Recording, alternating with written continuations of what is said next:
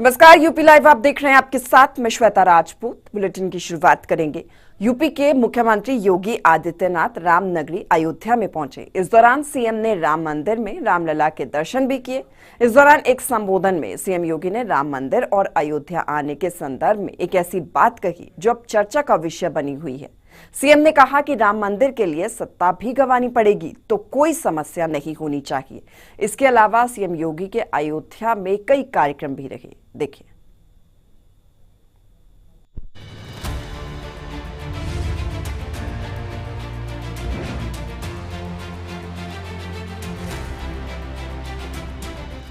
UP CM Yogi Adityanath Ayodhya दौरे पर रहे।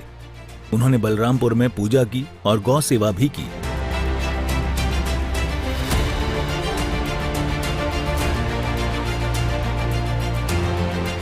फिर सीएम सीधे हनुमानगढ़ी मंदिर पहुंचे, यहां दर्शन पूजन किया।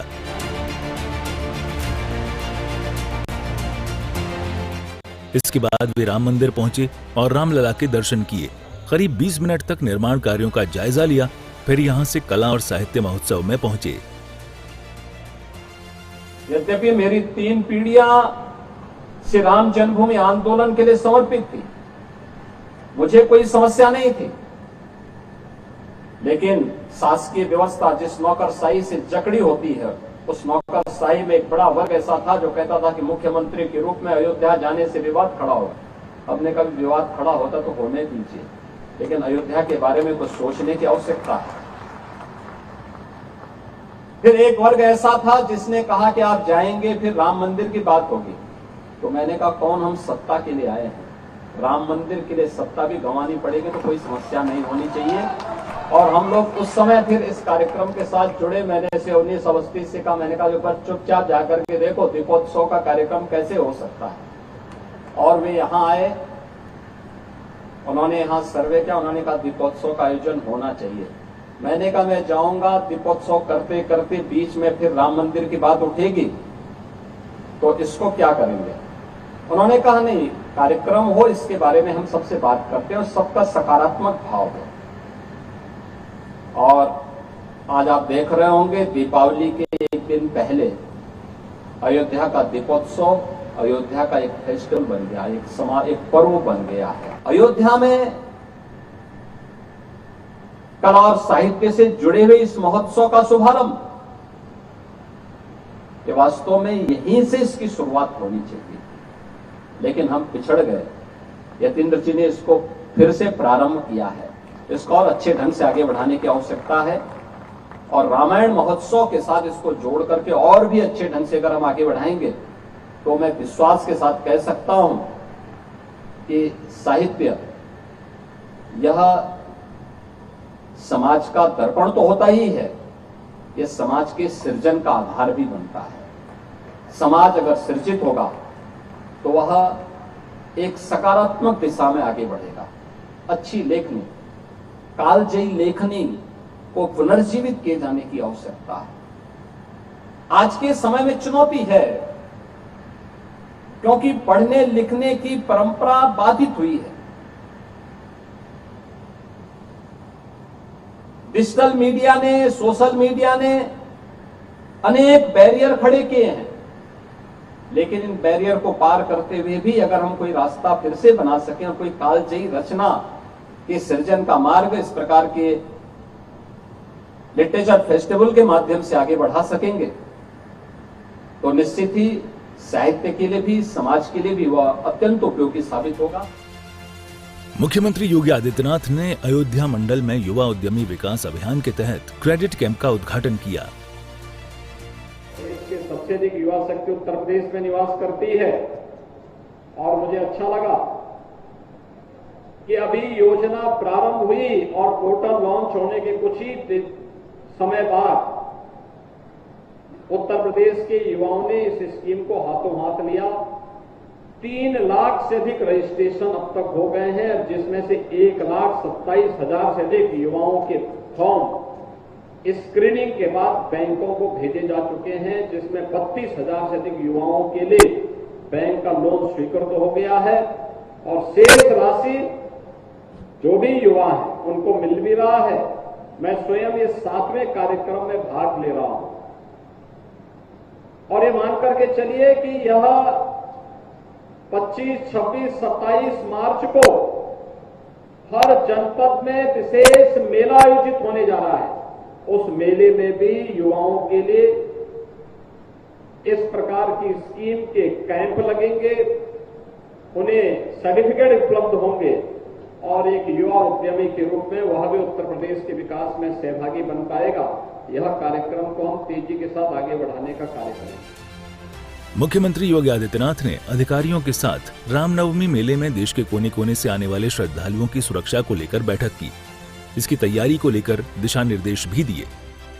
बता दें कि रामलला की प्रतिष्ठा के बाद ये दूसरी रामनवमी होगी जिसमें भगवान श्री रामलला के ललाट पर भगवान सूर्य की किरण पड़ेंगी। रामनवमी के मौके पर श्रद्धालुओं की भारी भीड़ को देखते हुए प्रशासन तैयारियों में जुटा है।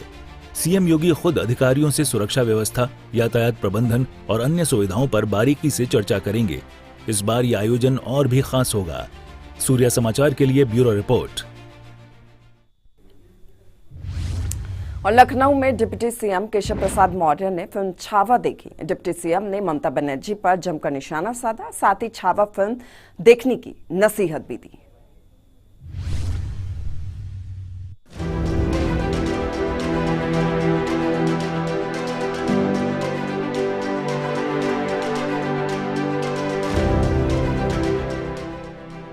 लखनऊ के फिनिक्स मॉल में यूपी के डिप्टी सीएम केशव प्रसाद मौर्य ने मराठा योद्धा छत्रपति संभाजी महाराज के जीवन पर बनी फिल्म छावा देखी। बीजेपी मीडिया प्रभारी मनीष दीक्षित समेत कई नेताओं ने फिल्म को देखा। डिप्टी सीएम केशव प्रसाद मौर्य ने औरंगजेब की क्रूरता पर बयान देते हुए विपक्षी दलों पर निशाना साधा। फिल्म देखने के बाद डिप्टी सीएम केशव प्रसाद मौर्य ने कहा कि आक्रमणकारी संत नहीं होता, जिसने जबरन धर्म परिवर्तन कराया वह पूजनीय नहीं हो सकता। पश्चिम बंगाल के मुख्यमंत्री ममता बनर्जी को ये फिल्म देखनी चाहिए, तब उन्हें समझ आएगा कि क्रूरता का दूसरा नाम औरंगजेब है। और पश्चिम बंगाल की मुख्यमंत्री ममता बनर्जी जी को देखना चाहिए, तब उन्हें पता चलेगा कि क्रूरता का दूसरा नाम औरंगजेब है। और आज छावा फिल्म देखने के लिए हम अपने साथियों के साथ आए हुए हैं। आज यही कहेंगे, जय शिवाजी जय संभाजी। कि आक्रमणकारी संत नहीं होता, आक्रमणकारी होता, अत्याचारी होता है। जिसने मंदिरों को तोड़ा हो, जिसने धर्मांतरण कराने के लिए बल का प्रयोग किया हो, जिसने भारत की संस्कृति को मिटाने का प्रयास किया हो, उसके बारे में इस प्रकार का बयान देने वाले समाजवादी पार्टी के सांसद के बारे में श्री अखिलेश यादव जी अपनी चुप्पी तोड़ें। कभी आबू आजमी के बयान पर चुप हो जाते हैं, कभी अपने सांसद के बयान पर चुप हो जाते हैं। इसका जवाब प्रदेश भी चाहेगा, देश भी चाहेगा। वहीं मौलानाओं द्वारा छावा फिल्म को बैन करने की मांग पर डिप्टी सीएम केशव प्रसाद मौर्य ने कहा, ये फिल्म बैन नहीं होगा। फिल्म न बैन होगी और इस प्रकार की जो फिल्में अभी तक बनने से रुकती थी, वह फिल्में और बननी चाहिए। देश को सच जानना चाहिए।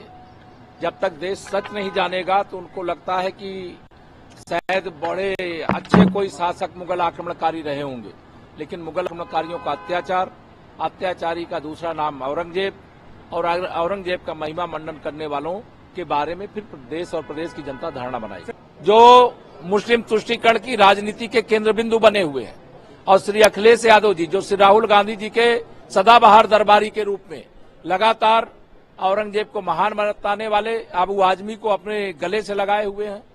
जिस प्रकार से ममता बनर्जी जी पश्चिम बंगाल में अत्याचार पर अत्याचार हो रहा है लेकिन उस पर आंख बंद करके बैठी हुई हैं, उन सबको यह फिल्म देखना चाहिए, तब उनको सच्चाई का पता चलेगा। डिप्टी सीएम ने छावा फिल्म देखा। डिप्टी सीएम के निशाने पर न सिर्फ ममता बनर्जी रही, बल्कि सपा सांसद का बयान भी चर्चा में आ गया है। ब्यूरो रिपोर्ट, सूर्या समाचार।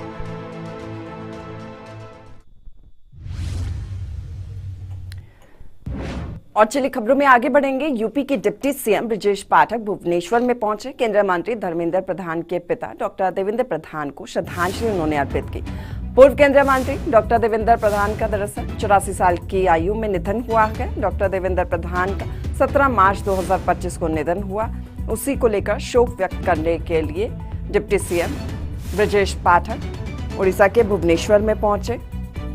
केंद्रीय मंत्री धर्मेंद्र प्रधान के आवास पर पहुंचे। उनके पिता देवेंद्र प्रधान, जिनका निधन हुआ है, श्रद्धांजलि अर्पित की ब्रजेश पाठक ने। दरअसल पूर्व केंद्रीय मंत्री डॉक्टर देवेंद्र प्रधान का 84 साल की आयु में निधन हुआ है। डॉक्टर देवेंद्र प्रधान का 17 मार्च 2025 को निधन हुआ। उसी को लेकर परिवार से मुलाकात की और सांत्वना प्रकट की, श्रद्धांजलि अर्पित की ब्रजेश पाठक।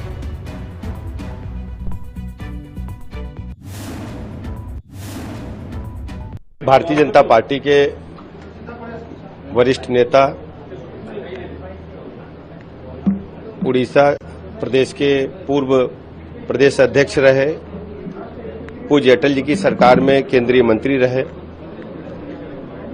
पूज्य श्रद्धेय देवेंद्र प्रधान जी हम सबके बीच में नहीं रहे। ये पूरे देश के लिए बहुत ही अपूर्णीय क्षति है। पूज्य देवेंद्र प्रधान जी ने अपना पूरा जीवन काल उड़ीसा में भारतीय जनता पार्टी की जड़ों को मजबूत करने में लगाया। दो बार भारतीय जनता पार्टी के प्रदेश के अध्यक्ष रहे। अपने प्रदेश अध्यक्ष रहने के दौरान उन्होंने उड़ीसा को भुवनेश्वर से लेकर के गांव गलियों तक, बूथ तक पहुंचाने का काम किया। आज उड़ीसा में भारतीय जनता पार्टी की सरकार है। इसमें पूज्य देवेंद्र प्रधान जी का बहुत ही अहम योगदान है। भारतीय जनता पार्टी को अपूर्णीय क्षति हुई है और देश और उड़ीसा प्रदेश को भी अपूर्णीय क्षति हुई है। हम सब उनके निधन से दुखी हैं। ईश्वर से प्रार्थना करते हैं कि शोक संतप्त परिवार को अपूर्णीय क्षति सहने को ताकत दे।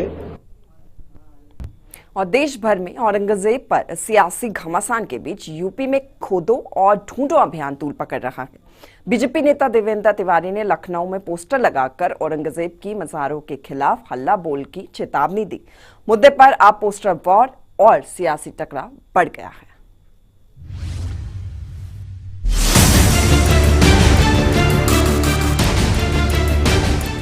देश भर में औरंगजेब को लेकर सियासी माहौल गरमाया हुआ है। महाराष्ट्र में औरंगजेब के मुद्दे पर पहले ही विवाद हो चुका है। अब यूपी में भी सियासी पारा हाई है। बीजेपी से जुड़े संगठन और हिंदूवादी नेताओं ने यूपी में औरंगजेब और गाजी की मज़ारों का मुद्दा उठाया है, जिससे सियासी हलचल बढ़ गई है। उत्तर प्रदेश में औरंगजेब और गाजी की मज़ारों को लेकर विवाद बढ़ता जा रहा है। भारतीय गौ सेवा बीजेपी नेता देवेंद्र तिवारी ने लखनऊ में बीजेपी प्रदेश कार्यालय के बाहर एक पोस्टर लगाया, जिसमें लिखा गया, औरंगजेब की मज़ार के खिलाफ यूपी में हल्ला बोल, औरंगजेब का महिमा मंडन बर्दाश्त नहीं किया जाएगा। इस पोस्टर के वायरल होने के बाद यूपी में पोस्टर वॉर छिड़ गया है। इस मुद्दे पर देवेंद्र तिवारी का कहना है कि यूपी में कई जगह औरंगजेब और गाजी की मज़ारें बनी हुई हैं, जिन्हें ढूंढकर वहां की सच्चाई सामने लानी चाहिए। इसी वजह से उन्होंने खोदो और ढूंढो अभियान तेज करने की बात कही है। इस बयान के बाद प्रदेश में बीजेपी और विपक्षी दलों के बीच जुबानी जंग तेज हो गई है। छावा मूवी के बाद देश में कहीं न कहीं जिस तरह से औरंगजेब और गाजी, जो कि औरंगजेब के सिपह सलार थे, उनकी जो तमाम मज़ारें हैं उसको लेकर अब तमाम जो हिंदू संगठन है वो विरोध में आ चुके हैं। अभी हम बीजेपी कार्यालय पर मौजूद है, आपको दिखाना चाहेंगे। बीजेपी कार्यालय के बाहर एक पोस्टर लगाया गया है जिसमें लिखा हुआ है, औरंगजेब की मज़ार के खिलाफ यूपी में हल्ला बोल, औरंगजेब का महिमा मंडल यूपी में नहीं बर्दाश्त, औरंगजेब और गाजी की मज़ार यूपी में ढूंढो और खोदो अभियान। तो कहीं ना कहीं जिस तरह से औरंगजेब और गाजी की जो मज़ारें यूपी में बनी है, एक अभियान चलाया जा रहा है जो ये है कि ढूंढो और खोदो। तो कहीं ना कहीं ये पोस्टर देवेंद्र तिवारी राष्ट्रीय अध्यक्ष है, भारतीय गौ सेवा परिषद नेता भाजपा, तो ये पूरा पोस्टर लगाया गया है जिसमें कि बीजेपी के शीर्ष नेतृत्व वाले लोग हैं उनका ऊपर पोस्टर लगाया गया है, जिसमें लिखा प्रधानमंत्री मोदी है, अमित शाह है, जेपी नड्डा है, देश के रक्षा मंत्री राजनाथ सिंह है, प्रदेश अध्यक्ष भूपेंद्र चौधरी है, वहीं डिप्टी सीएम ब्रजेश पाठक के साथ साथ केशव प्रसाद मौर्य भी है। तो कहीं ना कहीं जो तमाम पोस्टर है या ऐसे यूपी में तमाम जगह लगाए जा रहे हैं और साथ ही एक अभियान चलाया जा रहा है, ढूंढो और खोदो अभियान। ऐसे में जो पुरानी मज़ारें हैं जो औरंगजेब और गाजी की है, उनको ढूंढा जा रहा है और उनके खिलाफ सख्त कार्रवाई की जा रही है। फिलहाल अब इस पर राजनीति शुरू हो गई है, चाहे वो विपक्ष हो या पक्ष हो, वो जमकर हमला बोल रहा है। अब जो तमाम जो राजनीतिक प्रतिक्रिया है वो सामने आ रही है। फिलहाल अब देखने वाली बात होगी कि जो ये मज़ारें जब निकलेंगी तो उन पर क्या कार्रवाई करेगा। समाचार के लिए मैं विवेक कश्यप, लखनऊ। इधर गाजियाबाद से दिल दहला देने वाली घटना सामने आई है। सड़क पर बैठे मासूम को कार ने कुचल दिया, मौके से आरोपी चालक फरार हो गया। ये पूरी घटना सीसीटीवी में कैद हो गई। मामला गाजियाबाद का है, जहां से एक दिल दहला देने वाली ये खबर सामने आई है। सड़क पर बच्चा बैठा हुआ था, कार ने उसे कुचल दिया और मौके से आरोपी चालक फरार हो गया। उसकी मदद करने के बजाय वो मौके से फरार हो गया। देखिए सीसीटीवी सामने आया है फुटेज इस पूरी घटना का। ये देखिए बच्चा बैठा होता है, ये कार चालक इस पर कार चलाते हुए चढ़ाते हुए और देखिए निकल जाता है, फरार हो जाता है मौके से। ये पूरी घटना सीसीटीवी में कैद हो गई। ये तस्वीरें आप देखिए जरा, हैरान कर देने वाली ये तस्वीरें हैं, इंसानियत को शर्मसार कर देने वाली ये तस्वीरें हैं। बच्चा बैठा हुआ होता है, कार चालक उस पर कार को चढ़ा देता है और मौके से फरार हो जाता है। देखिए ये घटना गाजियाबाद की है, हैरान कर देने वाली ये घटना है, जहां ये बच्चा ये देखिए सड़क पर बैठा हुआ है। ये कार सफेद कलर की ये गाड़ी आती है, टर्न से आती है और बच्चा जो बैठा होता है उस पर अचानक ही कार चढ़ाकर ये चालक मौके से फरार हो जाता है। और मेरठ हत्याकांड इन दिनों सुर्खियों में बना हुआ है। इस सनसनीखेज मर्डर के बाद सौरभ का वीडियो वायरल हुआ, जिसमें सौरभ, मुस्कान और उनकी बेटी बेहद ही खुश नजर आ रही हैं और साथ में पार्टी भी की जा रही है। सोशल मीडिया पर वायरल हुए इस 4 सेकंड के वीडियो में तीनों हंसते हुए, खूब नाचते हुए नजर आए। लेकिन किसी को क्या पता था कि मासूम सी दिखने वाली सौरभ की पत्नी मुस्कान ही असली मास्टरमाइंड होगी।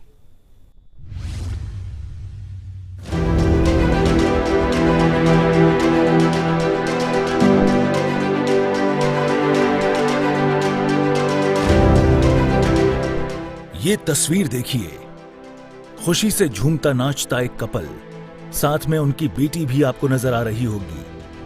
तस्वीर देखकर बिल्कुल भी अंदाजा नहीं लगाया जा सकता कि ये पत्नी अपने पति को प्रेमी के साथ मिलकर मौत के घाट उतार देगी, पर हुआ कुछ ऐसा ही। जी हां, हम बात कर रहे हैं मेरठ के सौरभ हत्याकांड की। ये वीडियो मुस्कान की चालाकी और शातिरपने का सबूत है। वो अपने पति की हत्या की पूरी योजना पहले से बना चुकी थी, लेकिन दुनिया के सामने खुद को एक आदर्श पत्नी दिखाने के लिए वो उसके साथ ऐसे झूम रही है जैसे उससे बेइंतहा मोहब्बत करती हो, किसी को उसके कातिलाना इरादों पर शक न हो। मुस्कान ने अपने प्रेमी साहिल शुक्ला के साथ मिलकर अपने पति सौरभ को रास्ते से हटाने की साजिश महीनों पहले ही रच ली थी। 4 मार्च की रात मुस्कान ने अपने पति सौरभ को खाने में नशीला पदार्थ दे दिया। जब वो बेहोश हो गया तो उसने साहिल को बुलाया। दोनों ने मिलकर पहले सौरभ के सीने पर चाकू से वार किया और फिर उसका गला रेत दिया। हत्या करने के बाद मुस्कान और साहिल शव को ठिकाने लगाने की योजना बनाने लगे। अगले दिन उन्होंने बाजार से एक बड़ा प्लास्टिक ड्रम, सीमेंट और रेत खरीदा। शव को ड्रम में डालकर सीमेंट और रेत से भर दिया और घर में ही छिपा दिया। हत्या के बाद भी दोनों बेफिक्र थे। वे मनाली, कसोल और शिमला घूमने चले गए। इस बीच मुस्कान ने अपनी मां के पास रह रही बेटी से फोन पर बात की और उसके बाद रोने लगी। मां को शक हुआ तो उसको घर बुलाया। इसके बाद सौरभ की हत्या का खुलासा हुआ। मेरठ हत्याकांड पर एसएसपी मेरठ विपिन टांडा ने जानकारी दी कि 14 दिन की न्यायिक रिमांड कोर्ट से मिली है। अभी तक पुलिस की जांच के दौरान काला जादू जैसे कोई साक्ष्य सामने नहीं आए हैं। जी, जो हत्या का प्रकरण था जिसमें कि पति की हत्या प्रेमी और प्रेमिका ने मिलकर कर दी, उसमें पुलिस ने दोनों अभियुक्तों को गिरफ्तार कर जेल भेजा है। इसमें कि 14 दिन की न्यायिक रिमांड उनको मजिस्ट्रेट महोदय द्वारा दी गई है। साथ ही जो साक्ष्य हैं जिसमें कि उनके जो फॉरेंसिक एविडेंस हैं घटनास्थल के, जो वीडियो फोटोग्राफी है, जो उनके बयान हैं, जो उनके परिजनों के बयान हैं, उनके मोबाइल की जाँच लैब द्वारा करवाई जाएगी। साथ ही जो उनके पूर्व के संबंध रहे हैं उन संबंध में सारी सूचनाएं और साक्ष्य पुलिस द्वारा एकत्रित किए गए हैं और जो घटनाक्रम रहा है उसका भी विवेचना की जा रही है, विवेचना में शामिल किया गया है और सभी पहलुओं पर गहनता से जांच करते हुए शीघ्र इस विवेचना को माननीय न्यायालय के सामने चार्जशीट कर प्रस्तुत किया जाएगा। बहरहाल प्रेमी साहिल के साथ मिलकर पत्नी मुस्कान रस्तोगी ने जिस क्रूरता से पति को मौत के घाट उतारा, उसे देखकर हर कोई हैरान है कि आखिर एक पत्नी ऐसा कैसे कर सकती है। इस मामले में नए नए खुलासे हो रहे हैं जिन्हें सुनकर रूह कांप उठती है। सूर्य समाचार के लिए ब्यूरो रिपोर्ट।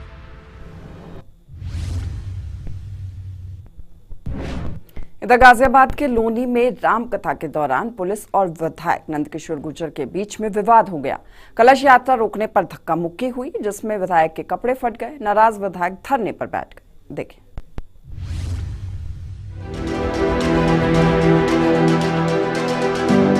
गाजियाबाद के लोनी में विधायक नंदकिशोर गुर्जर ने राम कथा आयोजन किया। इस दौरान भारी हंगामा हो गया।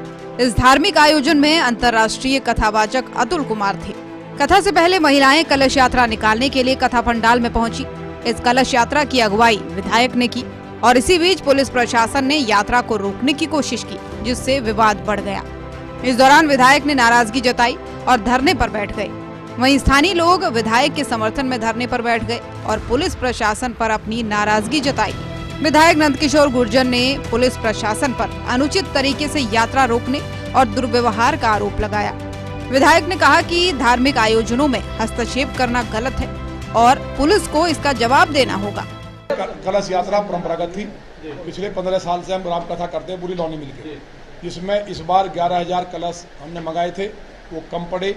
लगभग इसमें 20,000 के आसपास भाई बहन हमारे आए।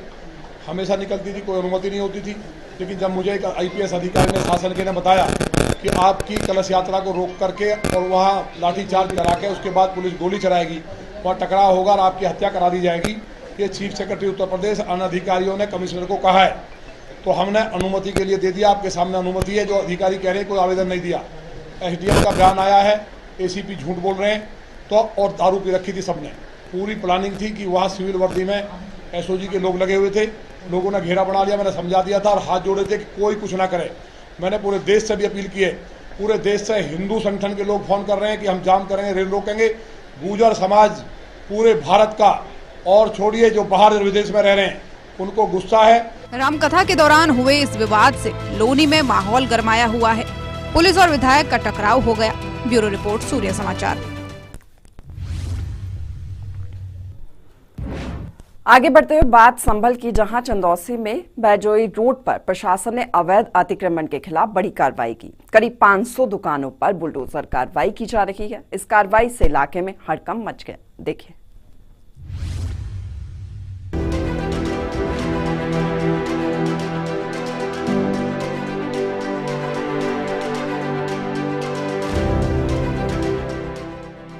संभल जिले के चंदौसी तहसील क्षेत्र स्थित बहजोई रोड पर प्रशासन ने अवैध निर्माण के खिलाफ बड़ी कार्रवाई की है। अवैध रूप से बनी दुकानों और निर्माणों को जमींदोज करने के लिए प्रशासन ने पीला पंजा चलाया। इस अभियान के दौरान करीब 500 दुकानों और अतिक्रमणों पर बुलडोजर की ताकत दिखाई गई। पीला पंजा अभियान के तहत प्रशासन ने अवैध दुकानों और निर्माणों को तोड़ने के लिए बुलडोजर का इस्तेमाल किया। वहीं बहजोई रोड पर यह अभियान पूरी सख्ती से चलाया गया। इन दुकानों को बिना किसी कानूनी अनुमति के बनाए जाने की वजह से ये कार्रवाई की गई है। अवैध रूप से कब्जा करके बिना अनुमति के ये दुकानें बनवाई गई। कितनी दुकानें हैं यहाँ पर? 5-6 दुकानें हैं। अवैध रूप से किस तरीके से बनाई गई है? विनियमित क्षेत्र से इनके पास कोई परमिशन नहीं है। कोई विनियमित क्षेत्र में नक्शा पास नहीं है? कोई नक्शा पास नहीं है। अवैधानिक रूप से ये बनाई जा रही है। तो आज इन्हें ध्वस्त किया जा रहा है? बिल्कुल, इन्हें पहले भी नोटिस दिया गया था, परंतु इन्होंने कोई जवाब नहीं दिया और न ही अपना कोई पक्ष प्रस्तुत किया। बुलडोजर कार्रवाई से इलाके में हड़कंप मच गया, लेकिन प्रशासन ने दो टूक शब्दों में कह दिया कि जिन जगहों पर अवैध निर्माण है वहां से अतिक्रमण हटाए जाएंगे। संभल में अवैध अतिक्रमण के खिलाफ प्रशासन ने कार्रवाई की है। कानून के खिलाफ निर्माण करने वालों को बख्शा नहीं जाएगा। इस अभियान से ये स्पष्ट हो गया है कि प्रशासन अब अवैध कब्जों को हटाने के लिए गंभीर है और ऐसे निर्माणों पर कड़ी नजर रखेगा। ब्यूरो रिपोर्ट, सूर्य समाचार।